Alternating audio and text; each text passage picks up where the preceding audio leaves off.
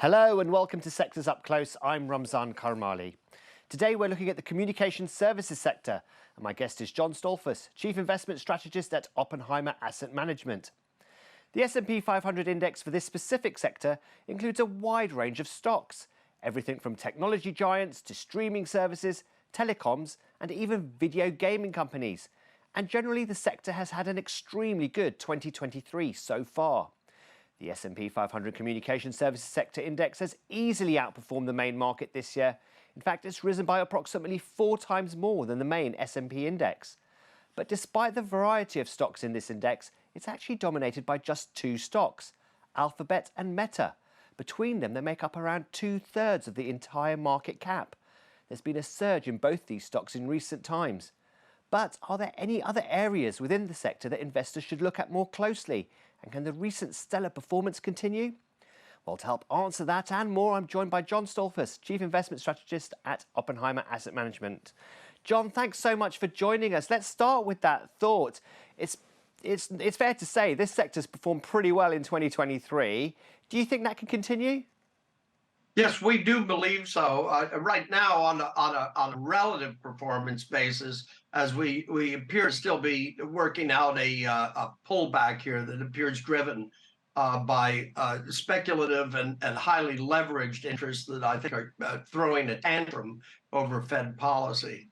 But overall, when we look at it, the sector is very well positioned when it comes to media, social media, search, streaming, wide variety of services that are highly contemporary, as well as traditional services in telephony, but including 5G delivery.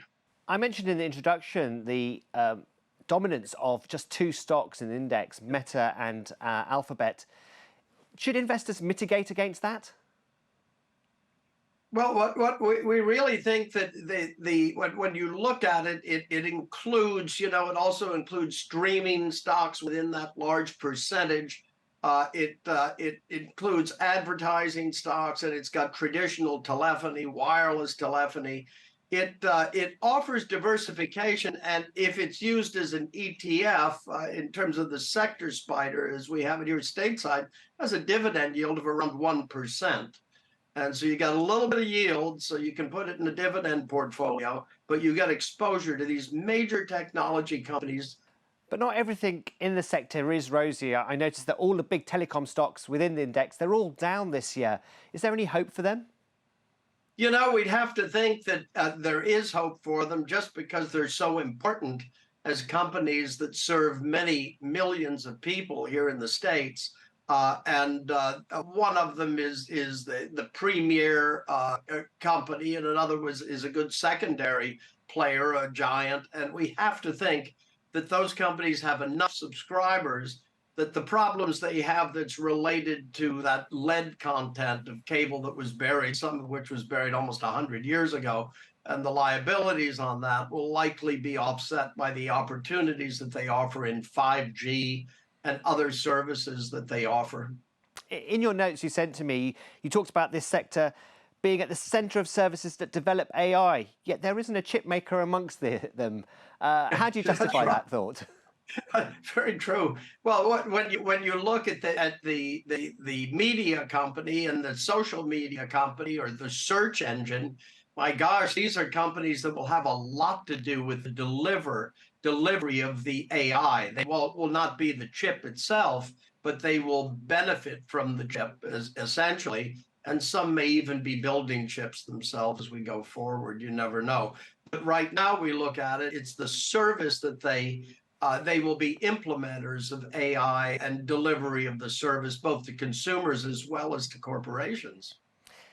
There's a huge variety of stocks within this sector. Is there a subsector that you're particularly keen on? And is there one that investors should be wary of, do you think? We can't help it in terms of the advertising. To us, we think as the economy moves towards a sustainable expansion, and we believe that's feasible as the Fed gets closer to a longer pause and perhaps next year toward the end of the year, perhaps actually cutting rates, we can't help but think that this is a good place to be. And even with the economy, if anything, advertising is key during tough times as well as good times, though the budgets, of course, can be affected to some degree. But we think advertising makes a lot of sense here, especially related to all the advances in technology that help both the consumer and business in reaching their goals. John Stolfus, Chief Investment Strategist at Oppenheimer Asset Management. Many thanks for your thoughts. And that is your roundup of the communication services sector. I'm Ramzan Karmali, and this is Reuters.